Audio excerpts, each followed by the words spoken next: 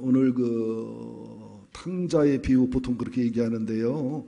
정확하게 얘기하면 둘째 아들 탕자와 큰 아들 탕자를 향한 아버지의 마음입니다. 본문에 보면 드라크마, 그저 하나 잃었는데 10개 중 하나 잃었는데 찾아오는 얘기, 또 양 100마리 중 하나 잃었는데 찾아오는 얘기, 다 이것이 한 영혼을 기억이는, 한 영혼의 해결을 기다리시는 하나님 아버지의 마음을 보여주는 것이면 여러분 꼭 기억하시고요. 말씀에 좀 주목해 주시면 고맙겠습니다.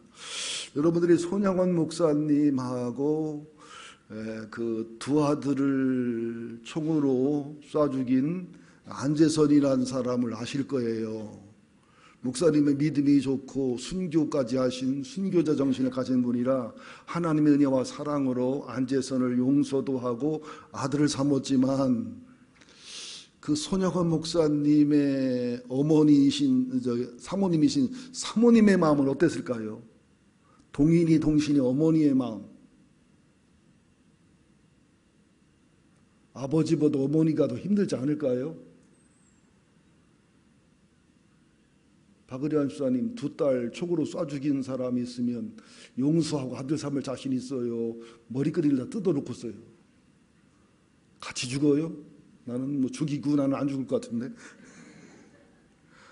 그리고 손동희 권사라고 동인이 동신이의 여동생이 그렇게 아버지가 밉고 그렇게 안재선이랑 같이 하수구 시킬 때 그렇게 괴로웠대요. 평생 걸렸다고 그래요.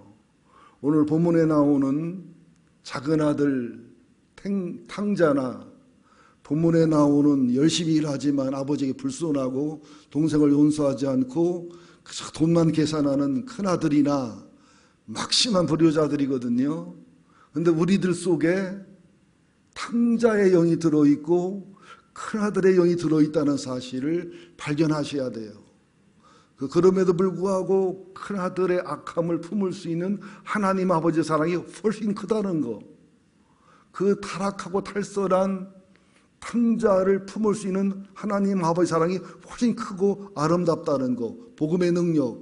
그러니까 이 세 가지 비유를 통해서라든지 성경의 모든 내용이나 우리들에 일어나는 모든 사건을 복음이라는 거대 담론으로 담아낼 수 있는 사람이 믿음이 큰 사람들이에요. 그런 상황과 사건이나 어려움과 고통 속에서 복음이라고 하는 예수의 십자가, 예수의 부활, 성령님, 그 은혜와 사랑으로 담아낼 수 있고 품어낼 수 있는 사람이 큰 그릇이다. 로마서 15장 7절에도 보면 바울이 이런 말씀을 하지요. 예수님이 우리를 받아 하나님께 영광을 돌리신 것처럼 너희도 서로 받으라. 여러분, 친척 중에 정말 밥맛 떨어지는 사람 있죠? 친척 중에 생각만 해도 기분 나쁘고, 그죠? 만나면은 섬찟해가지고 눈 애면하고 싶은 사람이 있죠? 또 같이 교회를 다니면서도 내가 저 인간하고 목장이 편성일이면 절대로 안 가고 싶다고 하는 사람이 있다고 할 수도 있지요. 없다고 할 수도 있지만, 그죠? 우리들이 참 예수 믿고 구원받았다 하지만 부끄러운 모습이 참 많습니다. 한번 작은 아들 한번 살펴봅시다. 11절부터 보니까 아들이 둘이 있는데 둘째가 참 못돼 먹었어요. 허랑방탕하고 게으르고 못된 자식인데, 자식이 둘, 셋만 어떻게 다른지 몰라요. 그죠? 그러니까 하루는 와가지고 아버지한테 재산 나눠달라는 거예요. 근데 재산 나눠달라는 얘기는 당시 유대의 율법에 보면 돌에 맞아 죽을 죄예요. 아버지가 살아있을 때 재산 나눠달라는 얘기는 아버지 빨리 죽어. 당신 살아있어서 재산 못 나누거든. 그 말하고 똑같은 말입니다. 더군다나 재산을 나눠줬다고 해도 아버지가 살아있는 동안에는 재산을 팔고 사고할 권리는 아버지한테만 있기 때문에 자식이 팔으면 절대로 안 돼요. 근데 둘째 아들은 아버지 몰래 팔아먹고 먼 나라로 가버린 거예요. 유대인들은 되게 먼 데로 안 가거든요. 가도 유대에서 살지 하나님을 떠날 수 없기 때문에. 그죠? 보면은 참 좋은 아버지인데, 훌륭한 아버지인데, 그 아버지 품 안에 있는 게, 아버지 간섭 아래 있는 게, 그게 귀찮고 불편해서 그냥 자유를 더 누리고 싶다는 거지요. 에덴 동산에 있던 아담과 하와가 뭐가 부족해서 선악과를 따먹어요? 그죠? 아니, 아담 같은 경우는 신경 쓸 장인 장모가 있어. 하와는 시월드가 있어. 뭐가 부족해서 유혹하러 온 뱀을 잡아 뱀탕을 끓여 먹으면 되지. 이게 인간의 모습입니다. 아무리 행복하고 자유스럽다 해도 내 얘기지 반응하는 사람 나름이에요. 여러분 아들 딸 중에 가출하는 아들 딸들 있잖아요. 저도 아들이 힘들고 어렵게 했는데 가출은 안 하더라고요. 야, 너 가출이라 출가나 해라 그랬더니 왜 가출하고 출가를 해요? 이렇게 좋은 집을 두고서 엄마 아빠 존불인 거 알아요. 집 떠나면 개고생이요. 그렇게 집을 안 떠나면서 엄마 아빠만 개고생 시키더라고요. 그런데 지금 이제 아들과 딸을 낳아가지고 아들과 딸을 통해서 개고생은 아닌데 강아지 고생은 하더라고요. 내가 보니까. 예. 이 인간의 마음이에요. 그런데 지금 작은 아들이 한 짓은 신명 21장 18절에서부터 21절까지 보면 돌에 맞아 죽을 간음 중에 잡힌 살인 중에 잡힌 죄와 똑같은 죄입니다. 가설은 이게 사람이 그래요. 돈이 피땀 흘려 돈을 벌어야지요. 공짜로 생긴 돈은 인생을 망가뜨리더라고요. 로또 복권 당첨 안 된 것을 감사하시고 주님을 찬양하시기를 예수 이름으로 축원드립니다. 로또 복권 당첨돼가지고 헌금하고 구제하고 빚 갚고 이런 사람들은 인생이 맑고 밝아지는데 거둥에서 일부를 가지고 욕심과 야망을 채우면 그만큼 인생이 망가지는 거예요. 풍요롭다고 해서 욕심이 채워진다고 해서 인간이 행복하다고 것은 사탄의 거짓말이거든요. 그런데 지금 이 작은 아들은 정식으로 재산을 물려받으면 아버지 사후에 받으면 형님 2배, 아우 1배, 이게 형님이 3분의 2, 작은 아들이 3분의 1을 받을 수 있는데 아버지 살아있는 동안에 재산을 분배를 받고 몰래 팔아먹으려고 하면 3분의 1에 3분의 1, 9분의 1만 받아야 돼요. 9분의 1이라도 품꾼과 일꾼이 많은 부잣집이 돼 굉장히 큰 돈이었을 겁니다. 그러니까 큰아들 입장에서는 은근히 좋아요, 안 좋아요?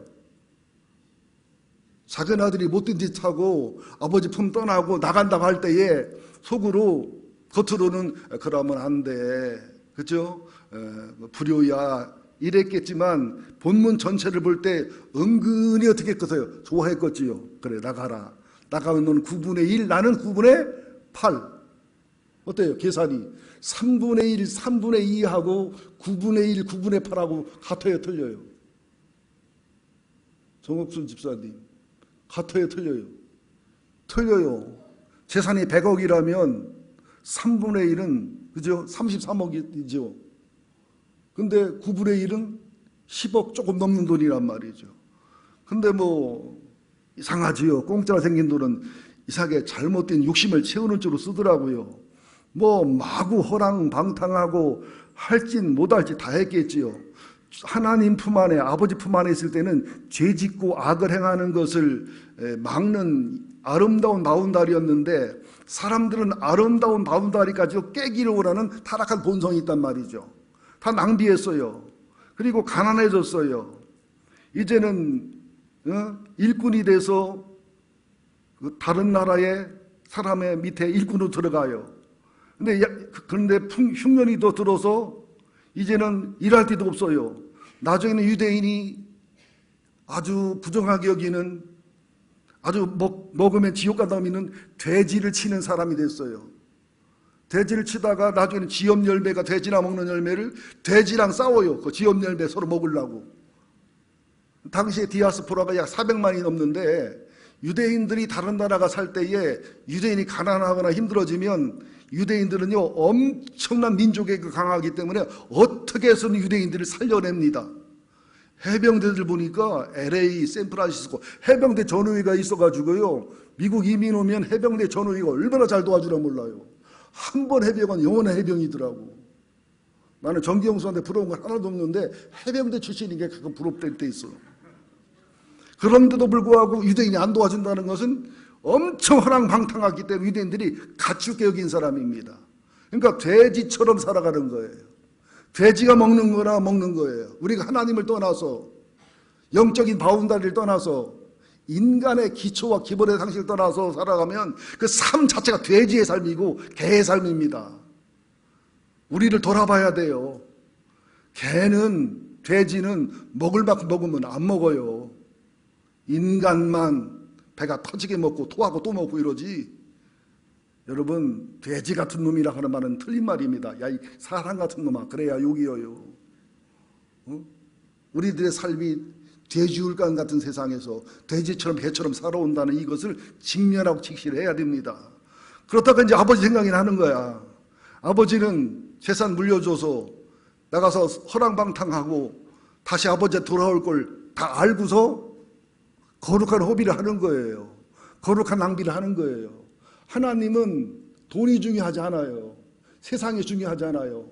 우리가 돌이킬 수만 있다면, 철들을 수만 있다면, 깨달을 수만 있다면, 그죠? 돈이 얼마나 낭비가 되고 허비가 돼도 허비와 낭비를 하면서라도 내가 철들기를, 깨닫기를. 여러분 지금 살아오면서 얼마나 시간을 낭비 많이 했습니까? 지금 무슨 말이가 모르고 심각한 표정 안 짓는 사람은 나는 아닌디 그런 표정이에요. 어느 목사가 여리고성 무너진 얘기를 딱 했더니 장로님 하나 소리를 번쩍 듣더니 목사님 난 여리고성 본 적도 없어요. 내가 절대 안 무너뜨렸어요. 우리를 직면하고 직시해야 됩니다. 이제는 돼지 지엄 열매를 놓고 돼지랑 싸울 신세가 되니까 아버지 집이 그리운 거예요. 아, 아버지 집에는 품꾼도 많은데 품꾼도 넉넉하게 먹는데 돌아가야 되겠다. 너는 회개했다는 회개한 게 아니야. 뉘우친 거지. 신세가 워낙 힘들고 어려우니까 아버지한테 가야지 하면서 나를 아버지의 아들이라 부르지 마시고 품꾼이라고 부르라고 하면서 돌아오는 뉘우치는 거지. 회개한 게 아니에요. 언제 회개했느냐? 아버지의 환영을 보고 아버지의 사랑을 맛보고 아버지가 아들로 여겨주고 재산을 회복시켜주는 모습을 보고서 세상에 내가 이런 아버지를 멸시하고 무시했고 이런 아버지를 귀찮아하고 싫어했는데 그때 가서 뼈저린 눈물에 회개를 한 것이지 돌아올 때는 뉘우쳐 돌아온 것이지 회개한 게 아닙니다. 회개해야 주님의 마음을 알아요. 주님의 마음과 사랑을 누려야 진짜 회개가 하지. 그러지 못하면 거지운용으로는 뉘우침이지 회개가 아닙니다. 자 보세요. 이제 20절에 보니까 이에 일어나서 아버지께 돌아가는데 아직 거리가 먼데 아버지가 그를 보고 추근히 여겨 달려가 목을 하고 입을 맞추니 아들이 집을 나간 날부터 아버지는 어떻게 해요? 대문을 잠그지 않아요. 안방도 잠그지 않아요. 언제 아들 돌아올라나. 또 엄마는 밥 한 그릇을 그죠? 이불에 묻어둬요. 들어오면 먹이려고. 이게 엄마 밥이고 아버지 마음이에요. 나처럼 밤이라 기다리다가 거지가 돼서 돌아오는데 정말로 벌레 같은 모습으로 돌아오는데 아버지는 알아봐요. 그러니까 그냥 뛰어가는 거예요. 막 유대인 사이에서 고대 유대인 사이에서 아버지가 아들이 오다 뛴다는 것은 굉장히 부끄럽고 창피한 거예요. 제가 팬티만 입고 설교하는 거랑 똑같아요. 그보다 더 부끄럽고 창피한 일이에요. 여러분 제가 오후 예배 때 팬티에다 메리아스만 걸치고서 나와 설교하면 은혜가 되겠어요? 자꾸 팬티가 메리아스만 보이겠어요? 그렇죠? 그렇게 민망하고 부끄러운 일인데도 막 뛰어나가 끌어안습니다. 왜 그러냐? 율법으로 볼 때 아버지 제사를 아버지 살아생전 달라고 한 것은 아버지 뭐 죽으란 얘기거든요. 몰래 팔아서 먼 나라가 허랑방탕한 것은 아버지를 죽은 자로 여기는 거예요. 아버지를 죽은 사람 인정하는 것이기 때문에 돌에 맞아 죽을 죄입니다. 동네 사람이 돌로 패 죽여도 죄가 안 돼요. 그걸 합당한 거예요. 신명기 21장 18절 21절에 나오는 내용입니다. 그러니까 동네 사람이 알아보기 전에 그죠? 동네 사람이 돌로 쳐 죽이기 전에 아버지가 먼저 막 체면 자존심 아들 살려야 되니까 아들이 중요하니까 달려가서 아들을 끌어안는 거예요. 아버지가 끌어안는데 뭐라고 말하겠어요? 또 돌이 날라오고 그죠? 여러 가지 그 흉기가 날라오면 아버지가 대신 끌어안고 죽을 각오하고 대신 맞을 각오하고 끌어안고 품는 예수님의 십자가의 사랑. 하나님 아버지 아들을 죽여서라도 우리를 대신해 죽고 맞게 하는 복음의 사랑이 이 속에 들어있다는 거예요.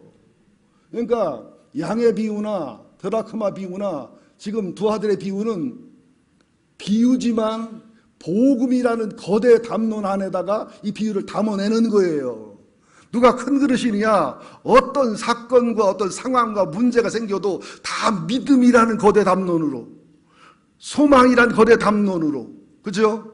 사랑이란 거대 담론으로, 한마디로 말하면 성경적 원리인 복음의 거대 담론으로 담아낼 수 있는 사람이 큰 그릇입니다. 이게 영혼이 강한 자예요. 큰아들은 영혼이 강해 보이고 성실해 보이지만 아들도 동생도 용서하지 못하고 품지 못하고 아버지 슬쩍하지 못하고 커 보이지만 강해 보이지만 작은 그릇이고 약한 영혼인 겁니다. 교회도 보면 그래요. 막 큰 그릇들, 막 믿음이 강하다는 분들 보면은 큰아들이요, 큰아들 보면은 정지하기 바쁘고 판단하기 바쁘고 비판하기 바쁘고, 그거는 큰 그릇이 아니에요. 작은 그릇이지. 영혼이 강하잖아요. 약한 영혼이지요. 강한 영혼은 용서하는 영혼입니다. 강한 영혼은 온유한 영혼입니다. 강한 영혼은 아버지 마음을 아는 영혼입니다. 강한 영혼은 하나님의 복음의 거대 담론으로 무엇든지 담아낼 수 있는 사람이 그게 강한 영혼이에요.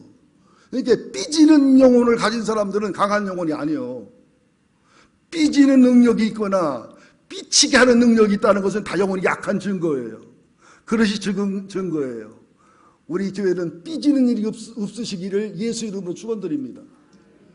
또 상처받게 하는 일이 없어야 되겠어요. 특별히 설교 시간 목사 설교에 삐지지 않게 되기를 예수 이름으로 축원드립니다. 나 들어보라겠다고. 그럼 나 들어보라고 설교하지 동네 개 들어보라고 설교하나? 나 들어보라고 할 때 삐진 것은 나의 나쁜 쪽을 건드리니까 삐지는 거예요. 나 들어보라고 해서 내 속에 숨은 진실과 사랑을 드러내는 것은 은혜와 감동이 되거든요. 그러니까 세리와 창기는 예수님이 들어갈 때 행복하고 기뻐하고 바리새인과 서기관은 의식을 드러내니까 분노하고 이를 갈잖아요. 성가대원들 내 표정을 보고 우리 집사람이 9시에 끝났더니 내가 몸이 약간 오른쪽으로 돌아간대. 그래서 이 몸을 온전하려면 왼쪽으로 틀어야 몸이 중심이 잡히겠다고 해서 일부러 착각하지 마. 이뻐서 쳐다보는 거 아니니까. 이쁜 사람도 있지만. 그러면서 아버지한테 뭐라고 말해요? 아버지 아들이라 일컬음을 받을 수 없어요. 품꾼을 하나 써주세요. 아버지가 말이 있어요 없어요? 답변이 있어요 없어요? 아들 딸들이 뭐 말 했을 때 대꾸가 없는 부모님은 왜 그러는 거예요? 가짜라서 그러는 거예요. 이놈아, 네가 효도했다고 아들이고 돈 썼다고 아들 아니냐? 네가 아버지 품에 있었다고 아들이고 떠났다고 아들 아니냐? 그죠? 네가 허랑방탕했다고 아들 아니고 돌아왔다고 아들 아니냐? 너는 그냥 아들일 뿐이다. 두 말 없어요. 설명도 없어요. 그러면서 그냥 아들의 표시로 좋은 옷을 내어다 입히고 신발을 신기고 가락지를 끼우고 그냥 아들의 모습을 그대로 회복시켜 줍니다. 이게 하나님 아버지의 마음이에요. 그러면서 살찐 송아지를 잡으라는 거예요. 마른 송아지야 살찐 송아지 잡아라. 먹고 즐거워하자. 이 아들은 죽었다가 다시 살아났으며 잃었다 다시 얻었다. 하나님의 마음은 이런 마음입니다. 우리가 일생 동안 그렇게 시간을 낭비하고 물질을 낭비하고 허랑방탕하고 별 못된 짓을 많이 해도 내가 죄졌구나. 이렇게 살아보면 안 되는구나. 하나님 품으로 돌아가자. 떡집인 교회로 돌아가자. 아버지께 돌아가자. 뉘우치기만 하면 기다리시는 아버지. 그리고 와서 그 아버지의 사랑과 은혜를 경험하고 체험할 때 그때 회개가 나와요. 그때 아버지 마음을 알아요. 그 아버지의 본질을 알고 속성을 알아요. 그때는 나가라고 해도 안 나가요. 발로 차도 안 나가요. 여러분, 이게 중생이고 이게 번역신이고 이게 바른 신앙의 뿌리를 내린 사람의 태도입니다. 이게 안 되니까 꽈딱하면 상처받고 시험 들고 그냥 교회를 있네 떠나네 무하네. 그냥 그런 사람들은 우리 안수집 사람들이 벤치를 하나씩 갖고 다니면서 일을 뽑아야 해요. 그런 말 할 때마다. 그거 아주 못된 소리입니다. 부부가 하는 말 중에 제일 못된 말, 이혼하자는 말. 까딱하면 이혼하자는 말. 저는 아내랑 42년 살면서 한마디라도 이혼하자는 말 안 했어요. 근데 집사람은 3번이가 있어. 이빨을 뽑으려고 보니까 이빨이 2개가 모질라더라고. 우리 집사람이 장애인이야. 이빨이 2개가 모질라요. 그래서 안 뽑았어. 한 번만 더 해 다 뽑아버리더니 그냥. 그럼 해서는 안 되는 말이란 말이죠. 아들이 얼마나 아버지 은혜를 경험하고 체험하고 얼마나 행복하고 즐겁고 이후부터 아들의 태도는 완전히 달라지잖아요. 이게 은혜 받은 자의 태도입니다. 이게 용서받은 자의 태도입니다. 이래 하나님을 알아요. 이래 예수님과 성령님을 알고 복음을 알게 되어 있습니다. 그럼 이 하나님을 전하게 되어 있지요. 그런데 문제가 뭐냐? 이제 작은 아들에 대한 큰 아들의 태도입니다. 25절 시작. 맏아들은 25절 주옥회 말할 때 읽어요. 25절 시작. 맏아들은 밭에 있다가 돌아와서 가까이 왔을 때 풍악과 춤추는 소리를 듣고 한 종을 불러 이 일이 무슨 일인가 물은데, 맏아들은 하는 게 뭐냐? 놀 줄을 몰라. 즐길 줄을 몰라. 오직 밭에가 일하는 거예요. 지금 제가 볼 때는 그래요. 맏아들이 일하고 막 그냥 열심히 밭 일구고 이거 할 일이 아니라 동생이 집을 떠났어요. 호랑방탕해요. 엄마나 아버지가 낮이나 밤이나 울어요. 그리고 아들을 기다리고 동생을 기다려요. 그러면 품꾼도 많고 일꾼도 많고 부잣집이요. 이게 정말 효자라면 아버지 마음을 알고 어머니 마음을 알고 동생을 사랑한다고 어떻게 해야 됩니까? 엄마 아버지는 기다리게 두고 돌아오기를 기다리는 게 엄마 아버지 마음이니까 엄마 아버지가 찾으러 가기는 애매하잖아요. 일부러 허랑방탕 허락하고 두었는데, 그죠? 형이 품꾼들 일 맡기고 일꾼 일 맡기고 동생 찾으러 나가야 옳잖아요. 제 말이 맞습니까? 틀립니까? 근데 밭에가 일만 하는 거예요. 내가 노래를 못해도 못하는데 콩방매는 안악매요. 무슨 노래지요? 칠갑산. 노래를 못해서 가슴이 아프네 그냥 아주. 콩방매는 안악매요.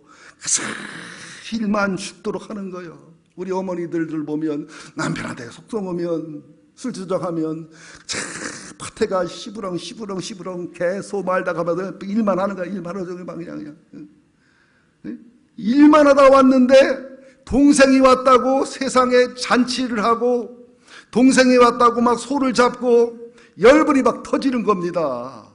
그래서 이태리에는 이런 속담이 있대요. 놀 줄 모르는 사람한테는 칼과 총도 주지 말아라. 예수님이 뭐라고 말씀했습니까? 이 시대가 피리를 불어도 춤을 추지 않고 가슴을 쳐도 애통하지 않는 시대다. 우리는 잃어버렸어요. 하나님 안에 누릴 건강한 기쁨과 건강한 행복과 건강한 즐거움을 잃어버렸어요. 이게 우중충하게 살아가요.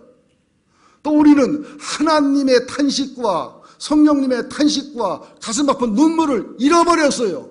이거 우리는 주님이 울어야 될 때 울지를 않아요.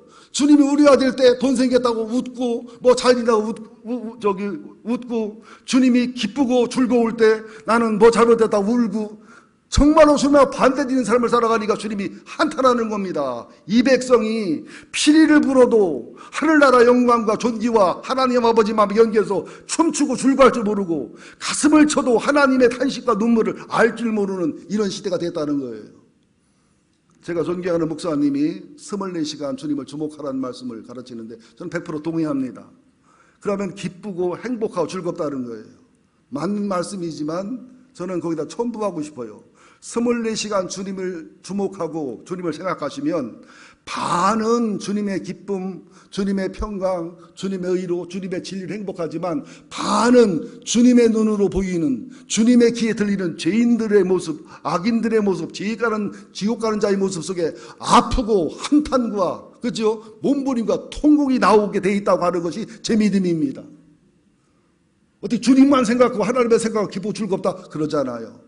주님의 눈에 보이는 가난한 자들, 물론 굶어 죽어 가는 자들, 억압받고 탄압받는 자들, 그죠? 순교하는 자들, 얼마나 많은 인류들의 고통과 고난과 탈북자들, 탈북에다 실패해서 개처럼 짓밟히고 짓눌리는 인권 억압을 당하는 자들.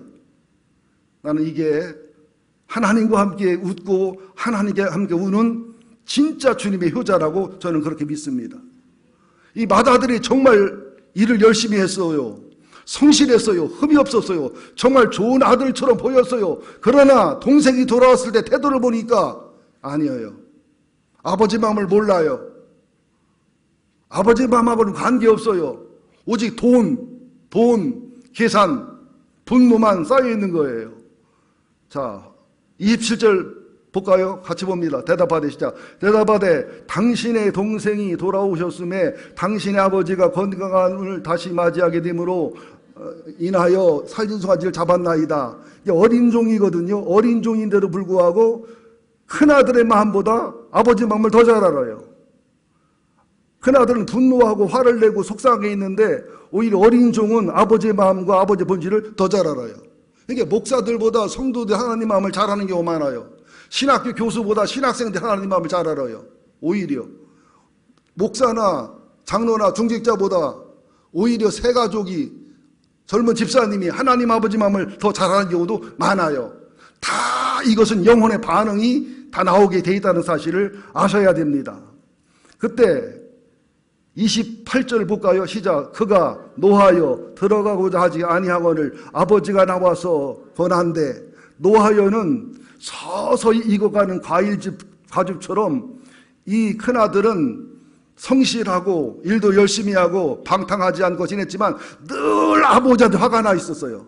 일하면서도 화가 나고 뭐하면서도 화가 나고 뭐하면서 속이 상하고 동생 은혜 이렇게 품어주는 것도 화가 나고 동생 재산 주는 것도 성질나고 나간 동생 기다리는 것도 성질나고 나가다 돌아와서 환영하는 것도 성질나고 그냥 뭐나 뭐까지 다 아버지한테 화가 나고 성질이 나 있고 나는 일만 하는데 또 동생은 놀고 있고 나는 일만 하는데 어쩌고 저쩌고 우리들 가슴 속에 하나님 아버지에 대한 불만이 가득 찰 수도 있어요.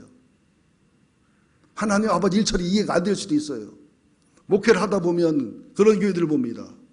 목사님 왜 그런 교회를 그렇게 잘 대해주느냐고 속으로 그런 교인 잘 대해주는 게 당신도 잘 대해주는 거예요. 그런 교인 그렇게 대하라면 당신도 그렇게 대해야 돼. 이걸 몰라요.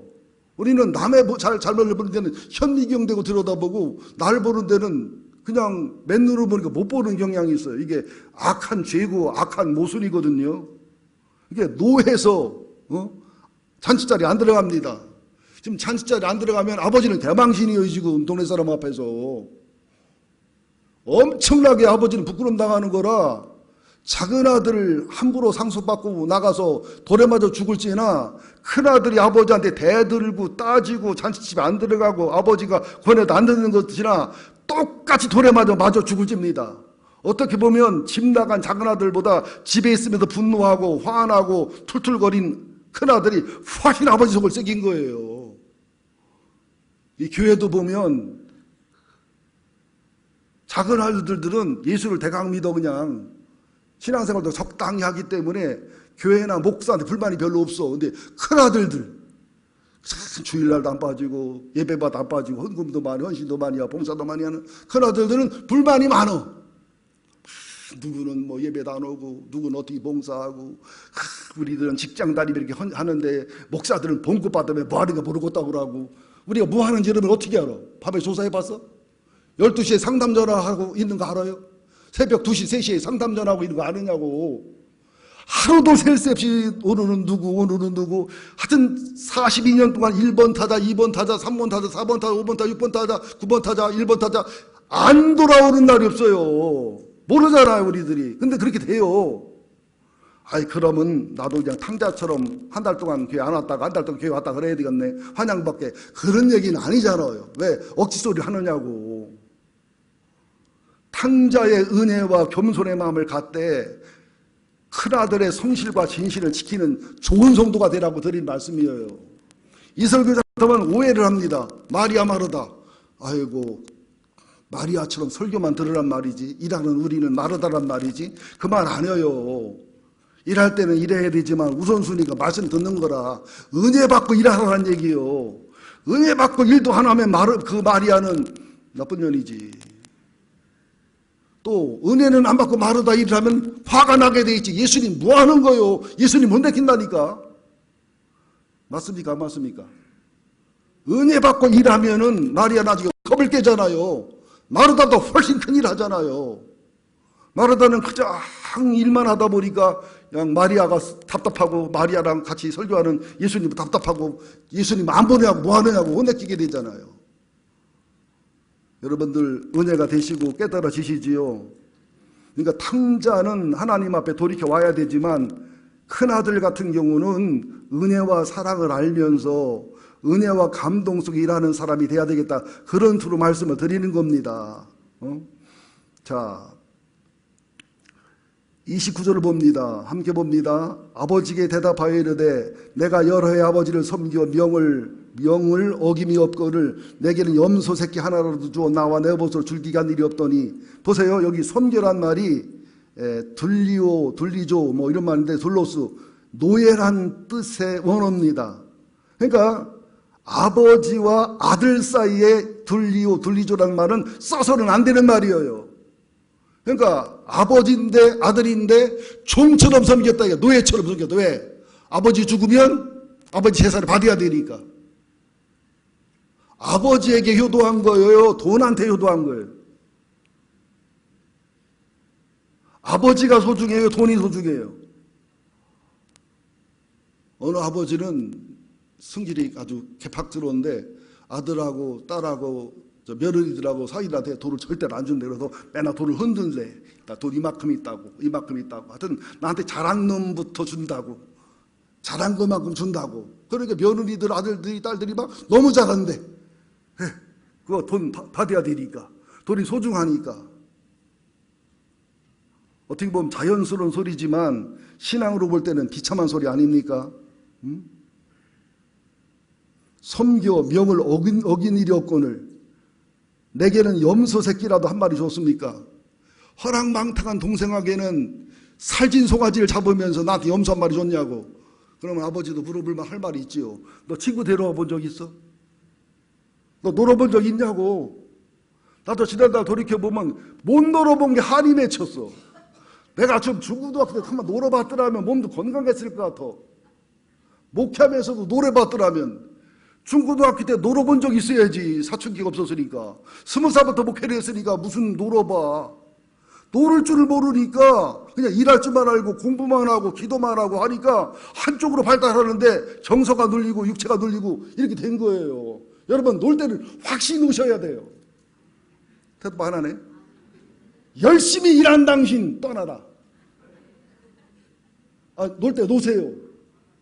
휴가도 멋지게 즐기시고 쓸 때는 쓰세요. 너무 사치를 하면 안 되지만 가끔 명품 비슷한 하나씩 사는 건 괜찮아. 정말이에요. 좋은 옷도 너무 좋은 옷 사면 안 되지만 어느 정도 좋은 옷은 사 입으면 정서가 행복해져요. 여러분 정말이라니까. 예수 안에 아름답게 쓰는 것은 은혜고 축복입니다. 가난하게 찌질이 힘들게 그냥 검은 색깔 옷만 입고서 그냥 세상 다 잃어버린 사람처럼 표정 찍고 사는 거 예수 잘 믿는 거 아닙니다. 그거. 그러면서 30절 아버지의 살림을 창녀들과 함께 삼켜버린 이 아들이 돌아오매 이리하여 살진 송아지를 잡으셨나이다. 참 답답한 아들이지요. 생각해 보세요. 지금 동생은 9분의 1만 갖고 나갔어. 그러면은 아버지가 살아있어서 상속권을 행사 못하고 뭘 팔아먹지 못하지만 9분의 8이 큰아들 거요. 그러면 송아지 한 마리 잡아준다고 해서 9분의 1만 받아가고 9분의 8인데 손해요? 손해 아니요? 네? 아니 계산 못해요? 3분의 1을 줘야 되는데 9분의 1만 줬단 말이에요. 9분의 8이 내 거요. 그 중에 송아지 한 마리 사주면 뭐 속상해.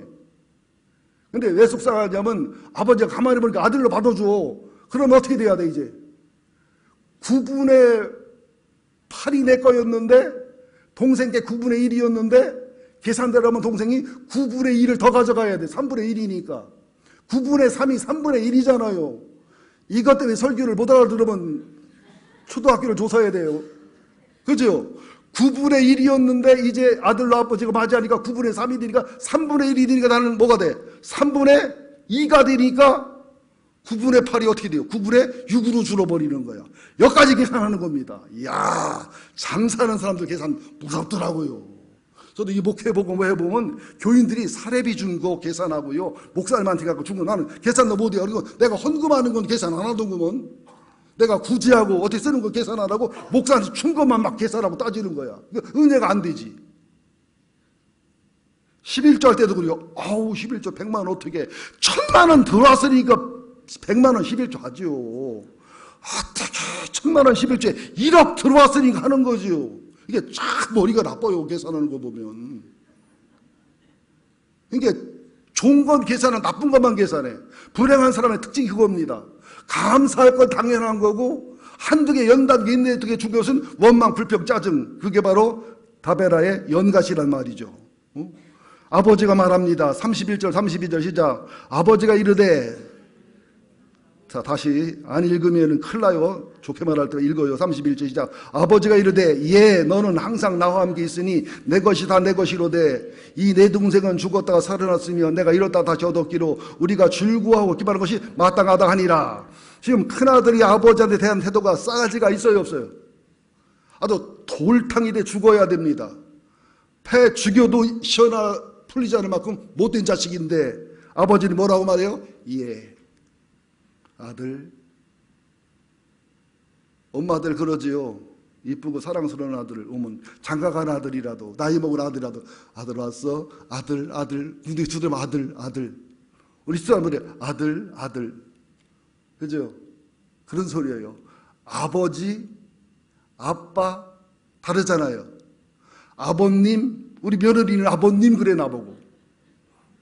근데 우리 사위는 아버지 그래. 우리 딸은 나한테 아빠 그래.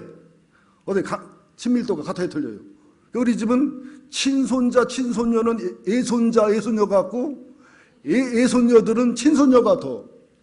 그러니까 이 손주들의 엄마가 우리랑 가깝냐 안 가깝냐에 따라서 그 애들도 가깝냐 안 가깝냐가 결정이 되기 때문에 아들 절대 낳지 마.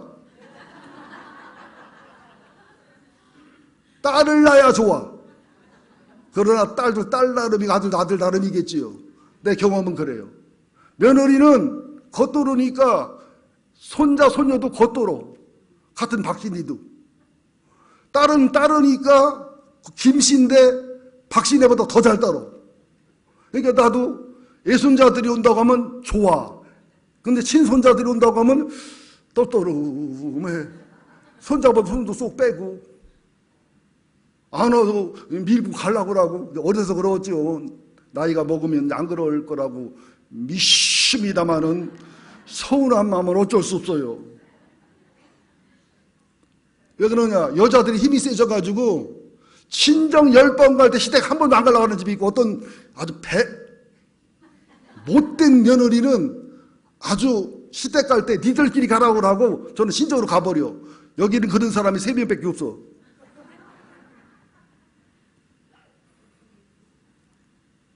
예, 너 나랑 항상 함께 있었으니까 내 거 다 네 거 아니니? 돈이 중요하니? 네 동생 죽었다 살아났지 않니? 수급료 치르고 정신 차렸지 않니? 내가 널 사랑하는 사랑 100분의 1만 하면 동생 사랑해야 되지 않겠니? 그런데 큰아들이 잔치집에 들어왔다 안 왔다 말이 없이 끝나요. 그죠? 뭐라고 그래요? 이 내 동생은 죽었다가 살아났고 잃었다가 얻었기로 우리가 즐거워하고 기뻐하는 것이 마땅하다 하니라. 이 말을 듣고 이 설명을 듣고 큰아들이 잔치집에 들어오고 아버지 품 안에 들어오고 동생을 끌어안았다 1번. 대시오. 아버지 돌아가시면 내 거 살 테니까 작은아들 잘 차셔 하고 나갔다. 자, 잔치자리에 들어가고 아버지 품에 들어오고 동생을 용서 품었다 1번. 거기 그랬을 거다 1번. 손을 번쩍 들어보세요. 정답은 없어요. 손을 내려보세요. 대시오 하고서 안 들어왔다 2번. 이 말은 여기 1장 1절 2절에 보면 세리와 창기들은 말씀을 들어 가까이 왔고 바리새인과 서기관들은 원망하러 비평하러 멀리 서 있어요. 이것은 예수님이 이 말을 들면서 맡겨둔 거예요. 바리새인과 서기관다. 너희들이 마다들의 영을 가지고 있는데 내 품에 들어올래 말래? 하나님 품에 들어올래 말래? 복음 안에 들어올래 말래? 그 니들 선택이라는 거예요. 사랑하는 작은 아들 영을 가진 여러분들은 다 들어왔어요. 하나님 품에. 그죠? 쉽게 들어와. 그런데 지금 죄송하지만 큰 아들의 영을 가진 사람이 상당히 많아. 교회가 어떻고 그러면 저는 뭐 잘났나? 목사들이 어떻고 꼴값을 여들어야 하래. 목사 안수 받을 자격이나 있나? 뭐가 어떻고 말은 맞아. 근데 그 심판할 자격이 나한테 있냐 이 말이에요. 권리가 나한테 있나 이 말이에요. 목사 1년 해보고서 그런 줄 해봐요. 절대로 해보기 전에는 몰라요. 저도 마찬가지예요. 여러분들 직장생활 여러분들 심정 몰라요. 이번 수요일부터 제가 설교하려고 합니다. 뭐 다른 목사님 설교 잘하지만 내가 30년 동안 있었기 때문에 내 체질로 된 교인들이 많기 때문에 피곤하고 고단하고 밥도 못 먹고 오는 교인들한테 내가 있으면 좋다고 하고 내가 강단에 있으면 막 이런 분이 있는데 다른 분이 있으면 에이 이런 분이 착각인지 모르지만 많더라고. 이게 여러분 비웃지도 말고 판단하지도 말고 그냥 그런 갭이다 그러세요. 우리 사위하고 딸을 보니까 정말 수요일 예배 한 번 오는 게 보통 일이 아니더라고요. 심야 기도 오는 건 순교의 정신으로 오는 거야. 그리고 새벽 기도 오는 것은 젊은 사람들이 그건 거의 죽은 사람들이요 다. 시대가 이래요 여러분들. 자, 작은 아들은 아버지한테 돌아오면 돼요.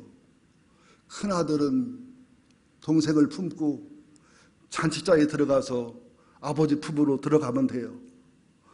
그렇게 안 하면 이 큰 아들은 왕따예요. 아버지랑 분리되지요. 동생하고 분리되지요. 잔치집하고 분리되지요. 누가 왕따를 만드나요? 자기 스스로 보호하려고 바운다리를 치다 보니까 나중에 이게 감옥이 돼버리는 것이지요. 여러분들 아무쪼록 큰 아들이든 작은 아들이든 주님 품에 돌아오셔서 셋째 아들 하나 있다면 마리아 요셉처럼 요셉과 마리아처럼 아니면 니고데모처럼 아리마대 요셉처럼 정말로 삶도 깨끗하고 정결하고 영혼도 정결하고 순결한 그런 셋째 아들이 있었을 거예요. 아버지가 셋째 아들까지 나와서 셋째 아들 예호가 있었더라면 참 좋을 뻔했다 그런 마음이 들어요.